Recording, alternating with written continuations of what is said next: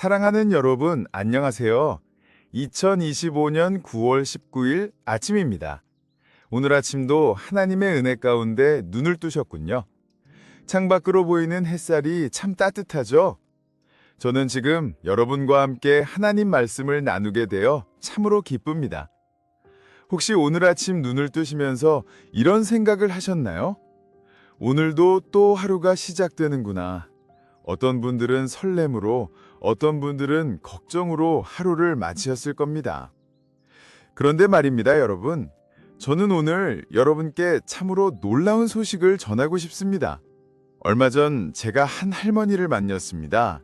80이 넘으신 분이셨는데 얼굴에 깊은 평안이 배어 있더군요. 그분께 물어봤습니다. 할머니, 무엇이 그렇게 평안하게 해주십니까? 그러자 할머니께서 이렇게 말씀하시더군요. 목사님, 저는 하나님께서 모든 것을 합쳐서 좋은 일로 만드신다는 걸 알거든요. 그 순간 저는 깨달았습니다. 아, 이분이 로마서 8장 28절을 정말로 믿고 사시는구나. 우리가 알거니와 하나님을 사랑하는 자, 곧 그의 뜻대로 부르심을 입은 자들에게는 모든 것이 합력하여 선을 이루느니라. 여러분, 이 말씀을 아시죠? 혹시 외우고 계신 분도 계실 겁니다. 그런데 정말로 이 말씀이 무엇을 의미하는지, 우리 삶에 어떤 변화를 가져다 주는지 깊이 생각해 보신 적이 있으신가요? 오늘 아침 저는 여러분과 함께 이 말씀 속으로 들어가 보려고 합니다. 왜냐하면 이 한 구절이 우리의 인생을 완전히 바꿔놓을 수 있기 때문입니다. 정말입니다. 생각해 보세요. 우리가 살아가면서 만나는 일들이 참 다양하잖아요.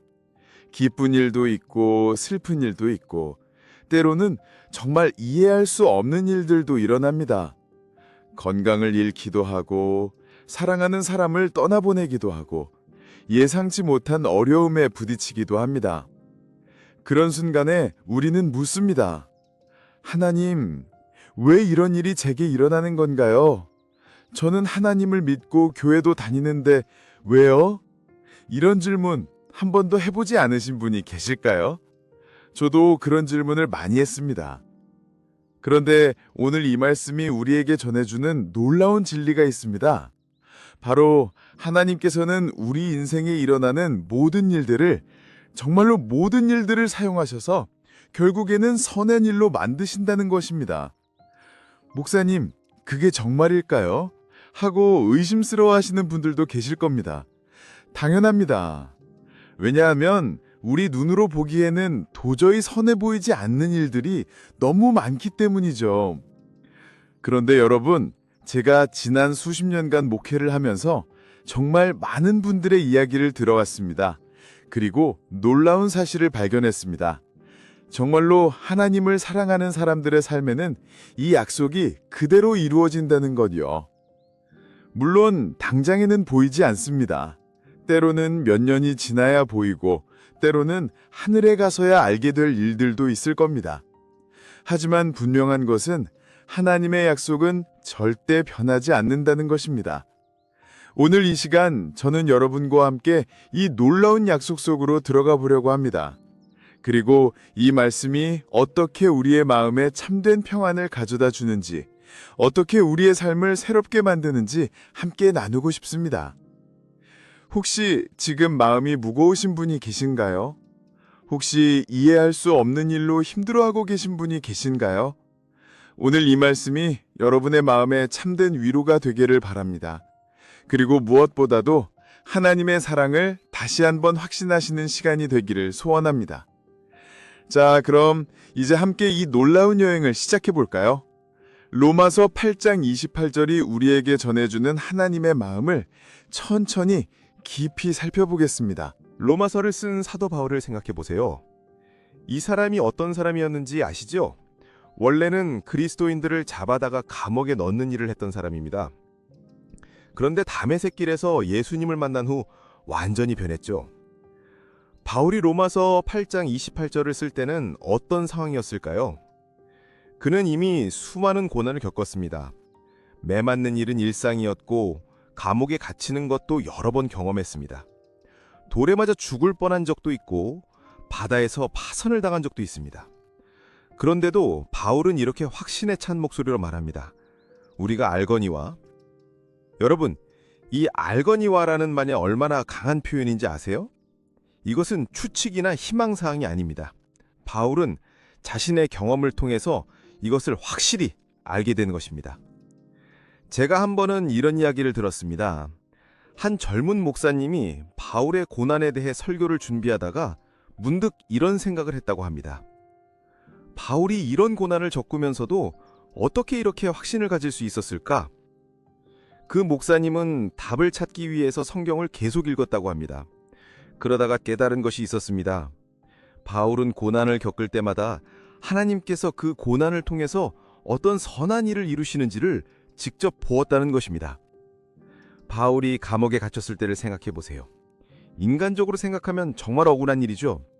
복음을 전하다가 감옥에 갇히다니요. 그런데 바울은 감옥에서 무엇을 했습니까? 감옥 간수들에게 복음을 전했습니다. 그리고 그들이 예수님을 믿게 되었습니다. 뿐만 아니라 바울은 감옥에서 편지를 썼습니다. 빌립보서, 에베소서, 골로새서, 빌레몬서가 모두 감옥에서 쓰인 편지들입니다. 만약 바울이 감옥에 가지 않았다면 이 귀한 편지들을 우리가 읽을 수 있었을까요? 바울은 이런 경험들을 통해서 깨달았습니다. 하나님께서는 정말로 모든 일을 합쳐서 선한 일로 만드신다는 것을요. 그런데 바울이 우리가 알거니와라고 말할 때 여기서 우리는 누구를 말하는 걸까요? 바로 하나님을 사랑하는 사람들, 하나님의 뜻대로 부르심을 입은 사람들을 말합니다. 여러분도 그 우리 안에 포함되어 있습니다. 정말입니다. 여러분이 하나님을 사랑하고 계시고 하나님께서 여러분을 부르셨다면 말이죠. 바울이 로마에 있는 성도들에게 편지를 쓸 때 그들도 고난을 겪고 있었습니다. 로마 황제 네로가 그리스도인들을 심하게 박해하던 시절이었거든요. 많은 그리스도인들이 사자밥이 되거나 십자가에 못 박혀 죽었습니다. 그런 상황에서 바울은 이 편지를 씁니다. 그리고 이렇게 말합니다. 여러분, 지금은 힘들지만 하나님께서 모든 것을 합쳐서 선을 이루실 것입니다. 이것은 단순한 위로의 말이 아니었습니다. 바울 자신이 직접 경험한 진리였습니다. 그래서 그는 확신을 가지고 이렇게 말할 수 있었던 것입니다. 여러분, 바울의 이야기를 들으면서 어떤 생각이 드세요? 우리도 바울처럼 이런 확신을 가질 수 있을까요? 물론입니다. 왜냐하면 바울이 믿었던 하나님이 바로 우리가 믿는 하나님이시기 때문입니다. 하나님은 변하지 않으십니다. 어제나 오늘이나 영원토록 동일하신 분입니다. 그래서 바울의 삶에 역사하신 하나님께서 오늘도 우리의 삶에 똑같이 역사하고 계십니다. 바울은 로마서를 쓰면서 자신의 모든 경험을 담았습니다. 고난도, 기쁨도, 실패도, 성공도 모두 담았습니다. 그리고 그 모든 것을 통해서 깨달은 하나의 진리를 우리에게 전해줍니다. 바로 하나님의 사랑은 변하지 않는다는 것, 그리고 그 사랑 안에서 모든 것이 합력하여 선을 이룬다는 것입니다. 하나님을 사랑하는 자라는 말을 들으면 어떤 생각이 드세요? 혹시 나는 하나님을 충분히 사랑하지 못하는 것 같은데 라고 생각하시는 분도 계실 겁니다. 많은 분들이 그런 생각을 하십니다. 제가 목회를 하면서 가장 많이 듣는 고민 중 하나가 바로 이것입니다. 목사님, 저는 하나님을 사랑한다고 말하기가 부끄럽습니다. 기도도 제대로 안 하고 성경도 잘 안 읽는데요. 그런데 여러분, 하나님을 사랑한다는 것이 무엇일까요? 완벽한 신앙생활을 하는 것일까요? 매일 새벽 기도를 나가고 성경을 다 외우고 헌금을 많이 하는 것일까요? 물론 그런 것들도 좋습니다. 하지만 그것이 하나님을 사랑하는 것의 전부는 아닙니다. 하나님을 사랑한다는 것은 무엇보다도 하나님을 신뢰하는 마음입니다. 하나님을 신뢰하고 사랑한다는 것은 하나님을 의심하지 않는 것입니다. 어려운 일이 생겨도 하나님의 선하심을 의심하지 않는 것입니다. 이해할 수 없는 일이 일어나도 하나님께서 실수하지 않으신다고 믿는 것입니다. 요한일서에서 사도 요한은 이렇게 말합니다. 하나님이 먼저 우리를 사랑하셨느니라. 우리가 하나님을 사랑하는 것이 먼저가 아니라 하나님께서 먼저 우리를 사랑해 주셨다는 말입니다. 그러니까 여러분, 지금 하나님을 사랑하고 계신다면 그것은 여러분의 노력 때문이 아닙니다. 하나님께서 먼저 여러분을 사랑해 주셨기 때문에 여러분도 하나님을 사랑하게 된 것입니다. 어떤 분은 이렇게 말씀하실 겁니다. 목사님, 그런데 저는 하나님을 사랑하는 마음이 식었던 때가 있었어요. 그럴 때도 하나님께서 모든 것을 선으로 바꿔주시나요? 좋은 질문입니다. 저도 그런 시절이 있었거든요. 신앙생활이 재미없고 기도해도 응답이 없는 것 같고 하나님이 멀게만 느껴지던 시절 말입니다. 그런데 돌이켜보니까 그런 시절조차도 하나님께서 사용하셨더군요. 그 시절을 통해서 저는 하나님의 사랑이 제 감정에 좌우되는 것이 아니라는 것을 배웠습니다. 제가 하나님을 멀게 느껴도 하나님은 여전히 저를 사랑하고 계셨던 것입니다. 하나님을 사랑하는 사람들의 특징이 있습니다. 그들은 완벽하지 않습니다. 때로는 실수도 하고 때로는 의심도 합니다. 하지만 그들은 다시 하나님께 돌아옵니다. 그리고 하나님의 선하심을 다시 믿기 시작합니다. 탕자 이야기를 아시죠? 아버지를 떠났던 아들이 다시 집으로 돌아오는 이야기입니다. 그 아들이 집을 떠났을 때 아버지는 아들을 포기했을까요? 아닙니다. 매일 기다리고 계셨습니다. 우리도 마찬가지입니다. 때로는 하나님을 떠나고 싶을 때도 있을 겁니다. 하지만 하나님은 여전히 우리를 기다리고 계십니다. 그리고 우리가 돌아오기만 하면 다시 품어주십니다. 그러니까 여러분, 완벽한 사람이 아니라고 해서 로마서 8장 28절의 약속이 여러분에게 적용되지 않는 것은 아닙니다. 여러분이 하나님을 사랑하고자 하는 마음만 있다면 그것으로 충분합니다.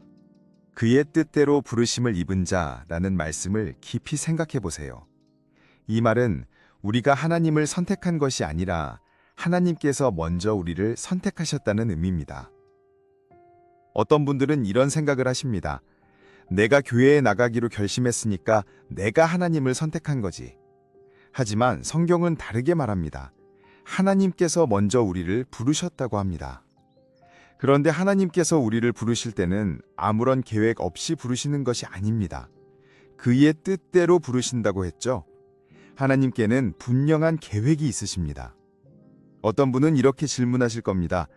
목사님, 그럼 하나님께서 저를 부르신 뜻이 무엇인가요? 궁금하시죠? 저도 그런 궁금증을 많이 가졌습니다. 로마서 8장 29절을 보면 답이 있습니다. 하나님이 미리 아신 자들을 또한 그 아들의 형상을 본받게 하기 위하여 미리 정하셨으니 하나님께서 우리를 부르신 목적은 우리가 예수님을 닮아가게 하기 위해서입니다. 이것이 하나님의 뜻입니다. 우리가 성공하고 부자가 되고 유명해지는 것이 아닙니다. 물론 그런 것들도 나쁘지 않지만 하나님의 진짜 뜻은 우리가 예수님을 닮아가는 것입니다. 예수님은 어떤 분이셨나요? 사랑이 많으신 분이셨습니다. 용서를 잘하시는 분이셨습니다. 겸손하신 분이셨습니다. 남을 섬기시는 분이셨습니다. 하나님께서 우리에게 원하시는 것은 바로 이런 모습입니다. 그런데 우리가 예수님을 닮아가는 과정이 항상 쉽지만은 않습니다. 때로는 어려운 일들을 겪어야 합니다. 왜냐하면 고난을 통해서 우리의 성품이 다듬어지기 때문입니다. 어떤 분은 이렇게 말씀하실 겁니다. 목사님, 그럼 하나님께서 저를 부르신 뜻이 무엇인가요? 궁금하시죠? 저도 그런 궁금증을 많이 가졌습니다. 로마서 8장 29절을 보면 답이 있습니다. 하나님이 미리 아신 자들을 또한 그 아들의 형상을 본받게 하기 위하여 미리 정하셨으니 하나님께서 우리를 부르신 목적은 우리가 예수님을 닮아가게 하기 위해서입니다. 이것이 하나님의 뜻입니다. 우리가 성공하고 부자가 되고 유명해지는 것이 아닙니다. 물론 그런 것들도 나쁘지 않지만 하나님의 진짜 뜻은 우리가 예수님을 닮아가는 것입니다. 예수님은 어떤 분이셨나요? 사랑이 많으신 분이셨습니다. 용서를 잘하시는 분이셨습니다. 겸손하신 분이셨습니다. 남을 섬기시는 분이셨습니다. 하나님께서 우리에게 원하시는 것은 바로 이런 모습입니다. 그런데 우리가 예수님을 닮아가는 과정이 항상 쉽지만은 않습니다. 때로는 어려운 일들을 겪어야 합니다. 왜냐하면 고난을 통해서 우리의 성품이 다듬어지기 때문입니다. 어떤 분은 나는 언제 하나님의 뜻대로 부르심을 입었는지 모르겠어요 라고 말씀하실 겁니다. 정확한 날짜를 기억하지 못한다고 해서 걱정하실 필요 없습니다. 중요한 것은 지금 여러분이 하나님을 믿고 계신다는 사실입니다. 지금 여러분이 하나님의 말씀을 듣고 계신다는 사실입니다. 이것 자체가 하나님께서 여러분을 부르신 증거입니다. 하나님의 뜻은 참 오묘합니다. 우리가 다 이해할 수는 없습니다. 하지만 분명한 것은 하나님께서 우리 각자에게 특별한 계획을 가지고 계신다는 것입니다. 그리고 그 계획은 반드시 선한 계획입니다. 모든 것이 합력하여라는 말씀을 생각해 보세요. 여기서 모든 것이라고 했습니다. 좋은 일만이 아니라 모든 것입니다. 나쁜 일도, 이해할 수 없는 일도, 심지어 우리가 실수한 일까지도 포함됩니다. 이것이 참 놀라운 말씀입니다. 우리는 보통 좋은 일만 하나님이 주신다고 생각하잖아요. 나쁜 일이 생기면 이건 하나님이 주신 게 아니야 라고 생각합니다. 그런데 성경은 모든 것이라고 말합니다. 물론 하나님께서 직접 나쁜 일을 만드시는 것은 아닙니다. 하나님은 선하신 분이시니까요. 하지만 하나님께서는 나쁜 일이 일어났을 때도 그것을 사용해서 선한 결과를 만들어내십니다. 요셉의 이야기를 아시죠? 요셉이 형들에게 미움을 받아서 애굽의 노예로 팔려간 이야기입니다. 그 당시 요셉이 얼마나 억울했을까요? 하나님, 저는 꿈도 하나님께서 주신 꿈대로 말했는데 왜 이런 일이 일어나나요? 그런데 시간이 지나고 보니 어떻게 되었나요? 요셉이 애굽의 총리가 되어서 기근 때에 이스라엘 백성들을 살릴 수 있었습니다. 만약 요셉이 애굽에 가지 않았다면 어떻게 되었을까요? 아마 이스라엘 백성들은 기근으로 다 죽었을 겁니다. 요셉은 나중에 형들에게 이렇게 말합니다. 당신들은 나를 해하려 하였으나 하나님은 그것을 선으로 바꾸사 오늘과 같이 많은 백성의 생명을 구원하게 하시려 하셨나니. 정말 놀라운 말씀입니다. 형들이 요셉을 미워한 것, 요셉을 노예로 판 것, 이런 나쁜 일들까지도 하나님께서 사용해서 선한 일로 만드신 것입니다. 이것이 바로 모든 것이 합력하여 선을 이루느니라는 말씀의 의미입니다. 합력하여라는 말도 중요합니다. 이것은 혼자서 일어나는 것이 아니라 여러 가지 일들이 함께 작용한다는 의미입니다. 마치 요리를 할 때 여러 가지 재료를 넣어야 맛있는 음식이 나오는 것처럼 우리 인생도 여러 가지 경험들이 모여서 아름다운 결과를 만들어냅니다. 단 하나의 재료로만은 맛있는 음식을 만들 수 없습니다. 단맛도 필요하고 짠맛도 필요하고 때로는 쓴맛이나 신맛도 필요합니다. 우리 인생도 마찬가지입니다. 기쁜 일만으로는 성숙한 인격을 만들 수 없습니다. 슬픈 일도 어려운 일도 다 필요한 것입니다. 어떤 분은 이렇게 물으실 겁니다. 목사님, 그럼 나쁜 일이 일어나도 좋아야 하나요? 아닙니다. 슬픈 일이 일어나면 슬퍼하셔도 됩니다. 어려운 일이 일어나면 힘들어하셔도 됩니다. 그것은 당연한 감정입니다. 하지만 그런 가운데서도 이것만은 기억하세요. 하나님께서 이 일도 사용해서 결국에는 선한 일로 만드실 거라는 믿음입니다. 당장은 이해할 수 없어도 언젠가는 하나님의 뜻을 알게 될 것이라는 소망입니다. 모든 것이 합력한다는 것은 시간이 필요하다는 말이기도 합니다.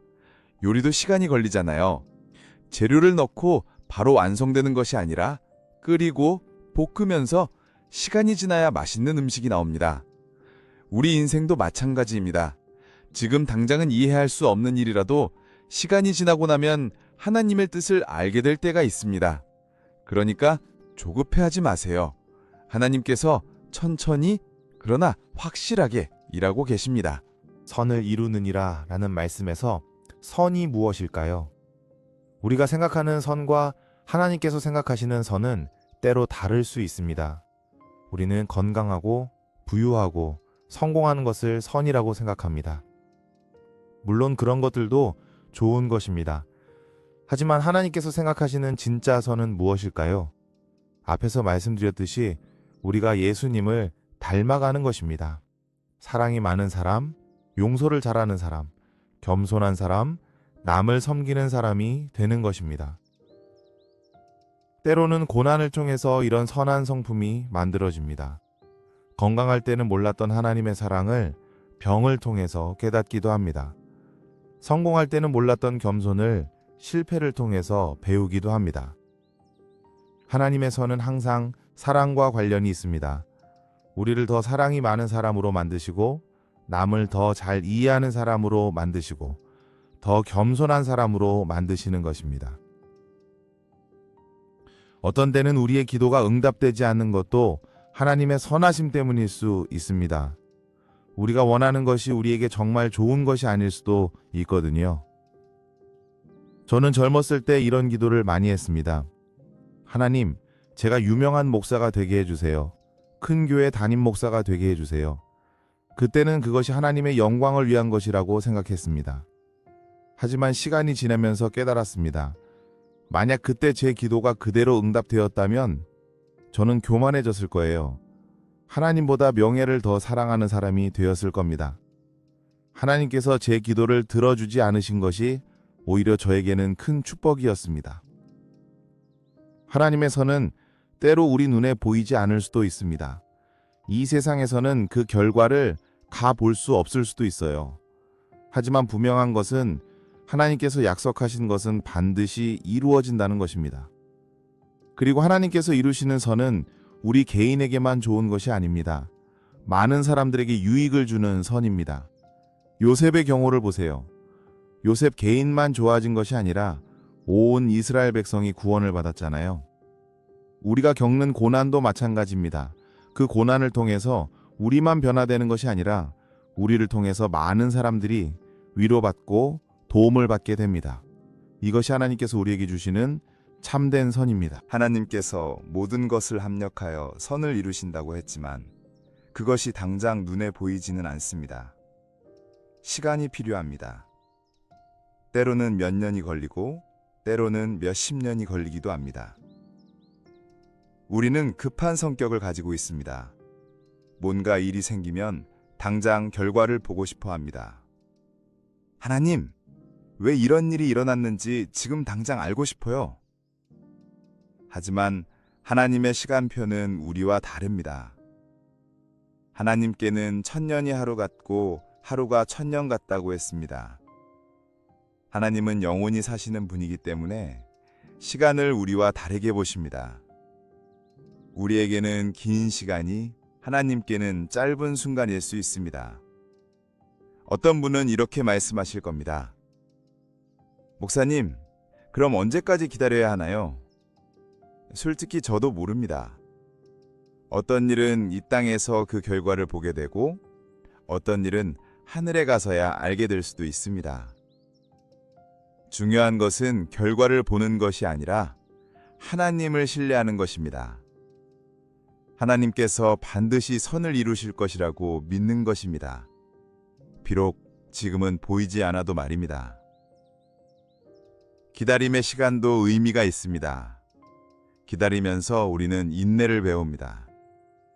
기다리면서 우리는 하나님만 의지하는 법을 배웁니다. 기다리면서 우리는 더 깊은 믿음을 갖게 됩니다. 만약 모든 일이 당장 해결된다면 어떨까요? 우리는 하나님의 소중함을 모를 겁니다. 모든 것이 쉽게 해결되니까 하나님 없이도 살 수 있다고 생각할 겁니다. 하지만 기다림의 시간을 통해서 우리는 하나님이 얼마나 필요한 분인지 깨닫게 됩니다. 하나님의 시간표를 믿으세요. 하나님께서는 절대 늦지 않으십니다. 가장 좋은 때에 가장 좋은 방법으로 일하십니다. 우리는 그저 믿고 기다리면 됩니다. 로마서 8장 28절을 이해하려면 고난에 대해서 제대로 알아야 합니다. 많은 분들이 고난을 부정적으로만 생각합니다. 고난은 나쁜 것이다, 피해야 할 것이다. 하지만 성경은 다르게 말합니다. 고난도 하나님께서 사용하시는 도구 중 하나입니다. 고난을 통해서 우리는 하나님을 더 깊이 알게 되고 더 성숙한 신앙인이 됩니다. 고난이 없다면 우리는 영적으로 성장할 수 없습니다. 어떤 분은 하나님이 사랑이시라면 왜 고난을 허락하시나요? 라고 묻습니다. 좋은 질문입니다. 저도 그런 질문을 많이 했습니다. 그런데 시간이 지나면서 깨달은 것이 있습니다. 부모가 자녀를 사랑한다면 자녀에게 고난을 주지 않을까요? 그렇지 않습니다. 좋은 부모는 자녀가 성장하도록 때로는 어려운 일도 겪게 합니다. 공부하기 싫어해도 공부하게 하고, 운동하기 싫어해도 운동하게 합니다. 왜냐하면 그것이 자녀를 위한 길이기 때문입니다. 하나님도 마찬가지입니다. 하나님께서 우리를 사랑하시기 때문에 때로는 고난을 허락하십니다. 그 고난을 통해서 우리가 더 좋은 사람으로 성장하기를 원하시기 때문입니다. 고린도후서 1장 3절에서 4절에서 바울은 이렇게 말합니다. 찬송하리로다. 그는 우리 주 예수 그리스도의 하나님이시여 자비의 아버지시여 모든 위로의 하나님이시며 우리의 모든 환난 중에서 우리를 위로하사 우리로 하여금 하나님께 받는 위로로서 모든 환난 중에 있는 자들을 능히 위로하게 하시는도다. 우리가 받는 위로는 우리만을 위한 것이 아닙니다. 그 위로로 다른 사람들을 위로하라고 하나님께서 주시는 것입니다. 이것도 하나님께서 고난을 통해서 이루시는 선한 목적입니다. 고난은 우리를 기도하게 합니다. 모든 것이 순조로울 때는 기도를 잘 안 하게 되죠. 하지만 어려운 일이 생기면 자연스럽게 기도하게 됩니다. 그리고 기도를 통해서 하나님과 더 가까워집니다. 고난은 또한 우리에게 진짜 소중한 것이 무엇인지 알려줍니다. 건강할 때는 건강의 소중함을 몰랐는데 병이 나면 건강이 얼마나 귀한지 깨닫게 됩니다. 가족이 함께 있을 때는 당연하게 생각했는데 헤어지게 되면 가족의 소중함을 알게 됩니다. 물론 고난 자체가 좋은 것은 아닙니다. 고난은 고통스럽고 힘든 것입니다. 하지만 하나님께서는 그 고난까지도 사용해서 우리에게 유익을 주시고 결국에는 선한 결과를 만들어내십니다. 로마서 8장 28절을 이해하려면 고난에 대해서 제대로 알아야 합니다. 많은 분들이 고난을 부정적으로만 생각합니다. 고난은 나쁜 것이다. 피해야 할 것이다. 하지만 성경은 다르게 말합니다. 고난도 하나님께서 사용하시는 도구 중 하나입니다. 고난을 통해서 우리는 하나님을 더 깊이 알게 되고 더 성숙한 신앙인이 됩니다. 고난이 없다면 우리는 영적으로 성장할 수 없습니다. 어떤 분은 하나님이 사랑이시다면 왜 고난을 허락하시나요? 라고 묻습니다. 좋은 질문입니다. 저도 그런 질문을 많이 했습니다. 그런데 시간이 지나면서 깨달은 것이 있습니다. 부모가 자녀를 사랑한다면 자녀에게 고난을 주지 않을까요? 그렇지 않습니다. 좋은 부모는 자녀가 성장하도록 때로는 어려운 일도 겪게 합니다. 공부하기 싫어해도 공부하게 하고 운동하기 싫어해도 운동하게 합니다. 왜냐하면 그것이 자녀를 위한 길이기 때문입니다. 하나님도 마찬가지입니다. 하나님께서 우리를 사랑하시기 때문에 때로는 고난을 허락하십니다. 그 고난을 통해서 우리가 더 좋은 사람으로 성장하기를 원하시기 때문입니다. 고린도후서 1장 3절에서 4절에서 바울은 이렇게 말합니다. 찬송하리로다. 그는 우리 주 예수 그리스도의 하나님이시요 자비의 아버지시요 모든 위로의 하나님이시며 우리의 모든 환난 중에서 우리를 위로하사 우리로 하여금 하나님께 받는 위로로서 모든 환난 중에 있는 자들을 능히 위로하게 하시는도다. 우리가 받는 위로는 우리만을 위한 것이 아닙니다. 그 위로로 다른 사람들을 위로하라고 하나님께서 주시는 것입니다. 이것도 하나님께서 고난을 폭에서 이루시는 선한 목적입니다. 고난은 우리를 기도하게 합니다. 모든 것이 순조로울 때는 기도를 잘 안 하게 되죠. 하지만 어려운 일이 생기면 자연스럽게 기도하게 됩니다. 그리고 기도를 통해서 하나님과 더 가까워집니다. 고난은 또한 우리에게 진짜 소중한 것이 무엇인지 알려줍니다. 건강할 때는 건강의 소중함을 몰랐는데 병이 나면 건강이 얼마나 귀한지 깨닫게 됩니다. 가족이 함께 있을 때는 당연하게 생각했는데 헤어지게 되면 가족의 소중함을 알게 됩니다. 물론 고난 자체가 좋은 것은 아닙니다. 고난은 고통스럽고 힘든 것입니다. 하지만 하나님께서는 그 고난까지도 사용해서 우리에게 유익을 주시고 결국에는 선한 결과를 만들어내십니다. 로마서 8장 28절을 진정으로 이해하고 경험하려면 믿음의 눈이 필요합니다. 육신의 눈으로 보면 이해할 수 없는 일들이 많습니다. 하지만 믿음의 눈으로 보면 하나님의 손길을 볼 수 있습니다. 믿음의 눈이라는 것이 무엇일까요? 보이는 것만 믿는 것이 아니라 보이지 않는 것도 믿는 것입니다. 당장은 이해할 수 없지만 하나님께서 선한 뜻을 가지고 계신다고 믿는 것입니다. 히브리서 11장 1절에서 믿음은 바라는 것들의 실상이요 보지 못하는 것들의 증거니라고 했습니다. 믿음은 보지 못해도 확실히 있다고 믿는 것입니다. 다니엘의 세 친구인 사드락, 메삭, 아벳느고의 이야기를 아시죠? 그들이 풀무불에 던져질 위기에 처했을 때 뭐라고 말했나요?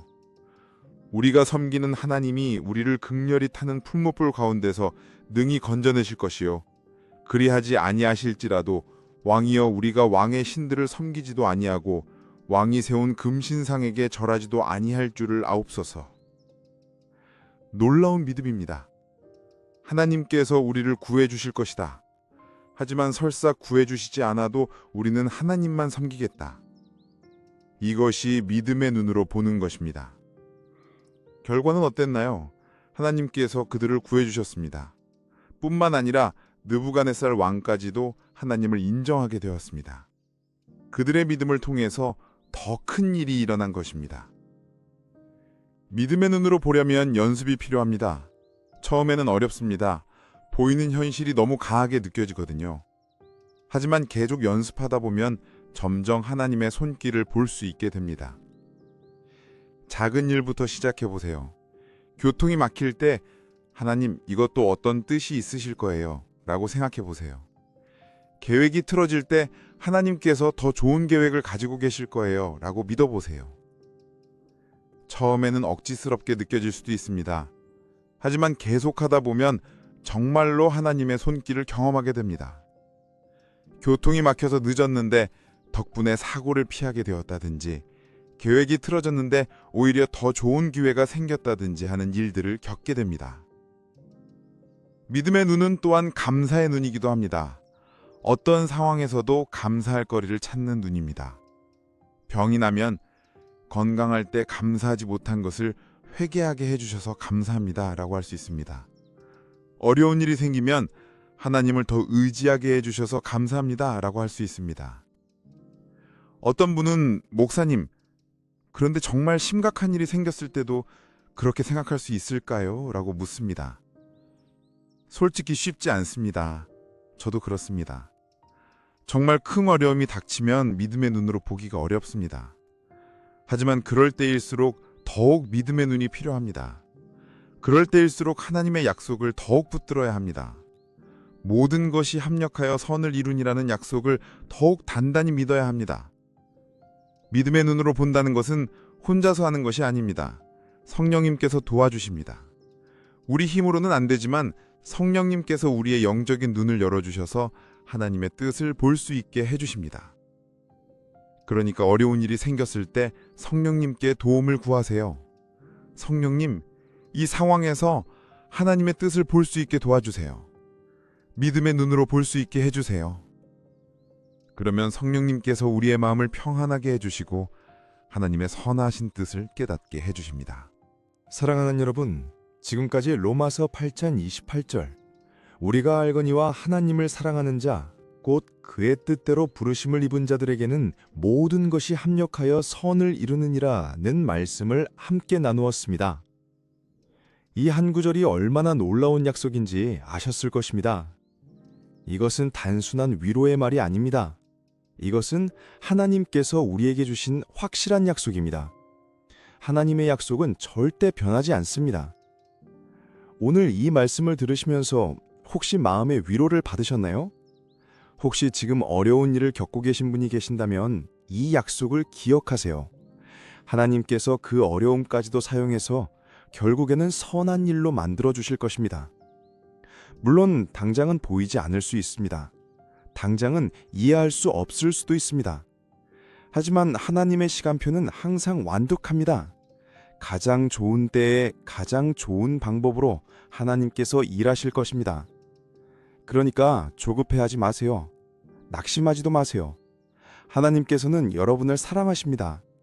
그리고 여러분을 향한 하나님의 계획은 반드시 선한 계획입니다. 혹시 지금까지 하나님을 원망했던 일들이 있으셨다면 이제는 그 마음을 내려놓으세요. 하나님께서는 여러분을 미워해서 어려운 일을 주신 것이 아닙니다. 오히려 여러분을 더 좋은 사람으로 만들어 가시기 위해서 그런 일들을 허락하신 것입니다. 이제부터는 어떤 일이 일어나도 먼저 이렇게 생각해 보세요. 하나님께서 이 일을 통해서 무엇을 하려고 하실까? 이 일을 통해서 나를 어떻게 변화시키려고 하실까? 그러면 원망하는 마음 대신 기대하는 마음이 생길 것입니다. 그리고 다른 사람들도 위로해 주세요. 어려움을 겪는 사람들에게 이 약속을 전해 주세요. 하나님께서 모든 것을 합력하여 선을 이루실 거예요 라고 말해 주세요. 그러면 그 사람도 소망을 가질 수 있을 것입니다. 마지막으로 한 가지만 더 말씀드리고 싶습니다. 이 약속은 하나님을 사랑하는 자, 그의 뜻대로 부르심을 입은 자에게 주어진 약속입니다. 여러분이 하나님을 사랑하고 계신다면, 여러분이 하나님의 부르심을 받으셨다면 이 약속은 분명히 여러분의 것입니다. 혹시 나는 하나님을 충분히 사랑하지 못하는 것 같아 라고 생각하시는 분이 계신다면 걱정하지 마세요. 완벽하게 사랑해야 하는 것이 아닙니다. 하나님을 사랑하려고 노력하는 마음만 있으면 됩니다. 하나님께서는 그 마음을 아시고 더 큰 사랑으로 여러분을 사랑해 주실 것입니다. 이제 함께 기도하겠습니다. 하나님께서 오늘 이 말씀을 통해서 여러분의 마음에 평안과 소망을 주시기를 바랍니다. 하나님 아버지, 오늘 이 귀한 시간을 허락해 주셔서 감사합니다.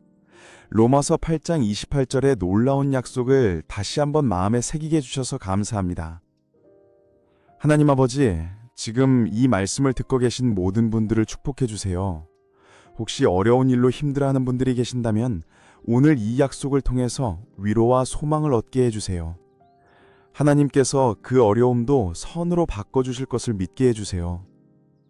하나님 아버지, 우리가 때로는 의심할 때도 있고 때로는 원망할 때도 있지만 그럼에도 불구하고 하나님의 사랑은 변하지 않는다는 것을 깨닫게 해주세요. 하나님의 약속은 절대 변하지 않는다는 것을 믿게 해주세요. 하나님 아버지, 우리가 앞으로 어떤 일을 겪게 되더라도 이 약속을 기억하게 해주세요. 모든 것이 합력하여 선을 이룬다는 이 놀라운 진리를 잊지 않게 해주세요. 하나님 아버지, 우리를 더욱 하나님을 사랑하는 사람으로 만들어주세요. 하나님의 뜻에 순종하는 사람으로 만들어주세요. 그래서 이 약속이 우리의 삶에 온전히 이루어지게 해주세요. 하나님 아버지, 우리 각자의 삶에 하나님의 선하신 계획이 이루어지기를 간절히 기도합니다. 지금은 보이지 않아도 언젠가는 하나님의 뜻을 알게 해주세요. 그리고 그 과정에서 우리가 더욱 성숙한 믿음의 사람으로 자라게 해주세요. 하나님 아버지, 오늘 하루도 하나님의 사랑 안에서 평안하게 살게 해주세요. 어떤 일이 일어나도 하나님을 신뢰하며 살게 해주세요. 그리고 다른 사람들에게도 이 놀라운 약속을 전하는 삶을 살게 해주세요. 우리 주 예수 그리스도의 이름으로 기도드립니다. 아멘. 사랑하는 여러분, 하나님의 평안이 여러분과 함께 하시기를 축복합니다. 오늘도 하나님의 사랑 안에서 기쁘고 평안한 하루 되세요. 그리고 이 놀라운 약속을 항상 기억하시기 바랍니다. 하나님께서 여러분의 모든 것을 합력하여 선을 이루실 것입니다. 이것은 확실한 약속입니다. 믿으시기 바라며 2025년 9월 19일 오늘의 하나님의 말씀 마치겠습니다. 오늘도 하나님 아래 행복한 하루 보내시길 응원하겠습니다.